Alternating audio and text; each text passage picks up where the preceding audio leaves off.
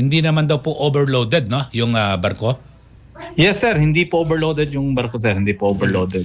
Pero ano ho ba, yung masama ho ba panahon diyan sa karagatan ng Basilan? Kung pagbabasahan po natin ngayon during the conduct of SAR operation, manageable naman po yung sea condition dahil nandoon po yung mga small watercraft natin at nagawa naman nila ng maayos yung SAR operation po natin. Apo. So nagkaroon po ng distress call, no, mga 150. So ano ho, pagkatawag ho na gano'n, lubog ka agad at pwede nyo po bang pakibahagi sa amin yung Yun po ang talaga pangyayari po? malalaman po natin yan sa pag-imbestiga po natin Opo. kung ano po yung chronology ng ng events.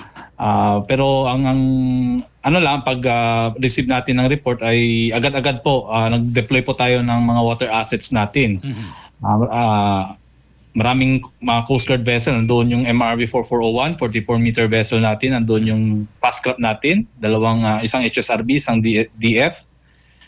May SOG rin po tayo, lulan ng kanilang RIB. At hindi lang po ang Coast Guard, nandoon rin po ang ating Philippine Navy na kapag coordinate din po tayo sa Navy, nagpadala rin po sa 2 barko at yung Air Force po natin nagpadala po ng isang Black Hawk para sa air reconnaissance rin po. Apo. At tulong rin po natin yung ibang commercial vessels na nag-conduct ng SAR operations at saka yung LGU po natin na nasa area. Apo. Para po sa ating mga kababayan, yung may mga kaanak